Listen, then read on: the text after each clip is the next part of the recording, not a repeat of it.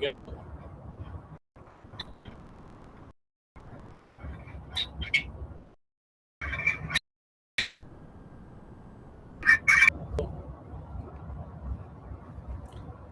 Let me know that you guys can see me okay, because I'm having technical difficulties this morning. Where is the chat? There we go. Let me turn the chat on, show the chat. Hide the chat. No, I'm good, thanks. All right, good morning, everybody. It's Hammer. Let's see. Today is Tuesday, July 14th, 2026. I, of course, am Hammer, founder of Hammer Solutions, home of great products such as Originator, Success, Grab and Go Social, and Raid Sensei. Remember, you can join me live each and every weekday morning, normally at 9:30 a.m. Eastern Time. This morning, a little bit late, as dealing with some of the technical issues. Today, we're going to talk about the market overreaction to the CPI. Figures having technical problems, of course, when during the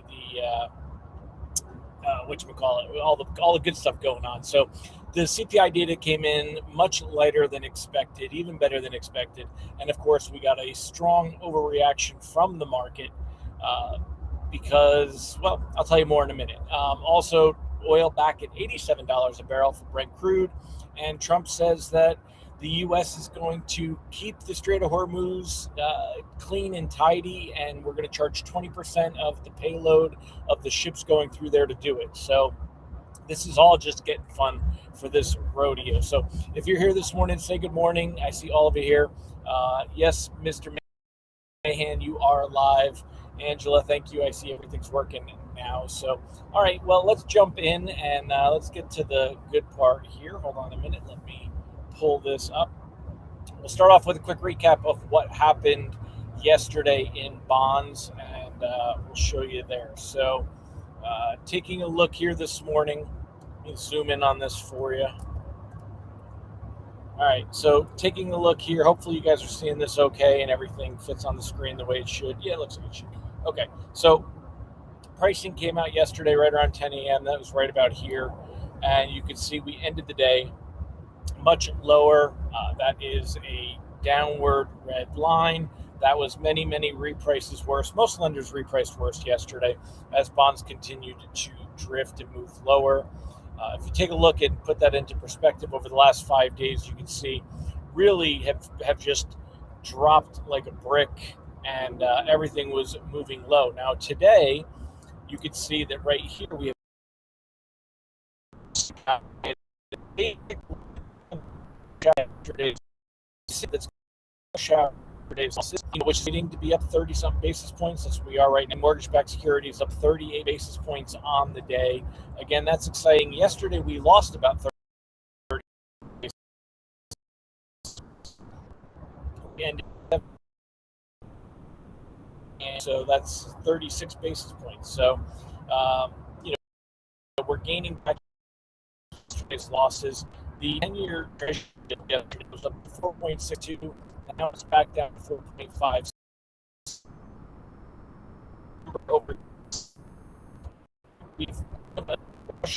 All this is doing, though, is pushing off inevitable. Rates today.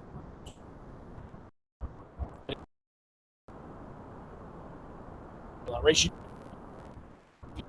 especially prices works. A lot of prices, though, is to lock, because reprice versus bonds, markets have definitely reacted to the CPI inflation. Let me show you that data and kind of where we're at. And I'll throw the lock advice up there. I'll put it down at the bottom of the screen here. Dun, dun, dun. Come on, show.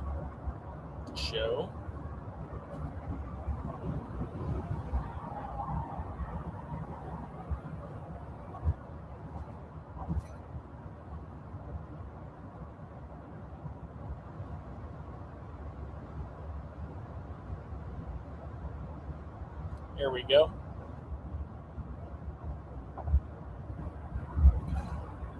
Let me know if you guys can hear me. Someone said the audio is choppy. So, anyway, the headlines that we've got going on this morning, a lot here. We've got the CPI data came in. Inflation slowed to 3.5%. Obviously, that's got to do with the gas prices.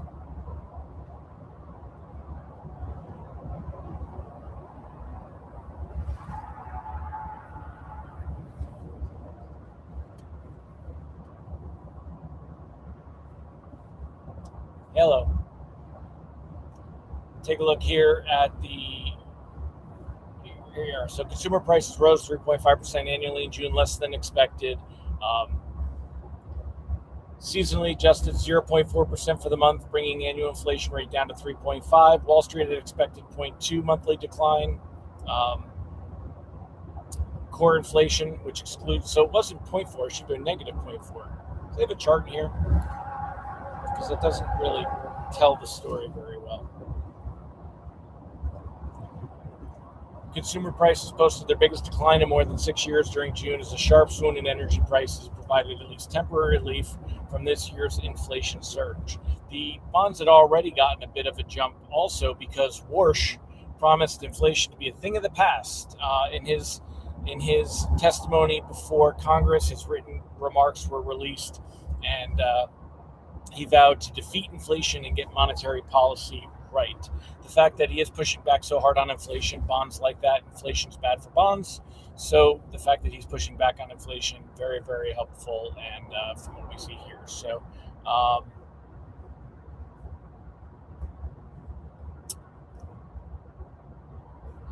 but if we take a look, all of this inflation, the bottom line is all this inflation and improvement in inflation was because of the deal with Iran in June and oil prices coming down. Oil prices now back up to $87 a barrel. Trump says that that the U.S. is going to guard the Strait of Hormuz. Ships have no idea. Traffic is way down again, so everything's inflationary again. Yesterday, the expectation of a Fed rate hike at the end of July, at this meeting at the end of July, was up over 40%. Now it's back down to 13%. Again, strong overreaction to that CPI inflation data and to Warsh's comments. Not likely to hold. Not likely to, this is not a trend. This is not a reversal.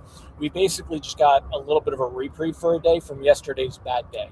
But the reality is that it's very likely we're going to see rates continue to move higher from here.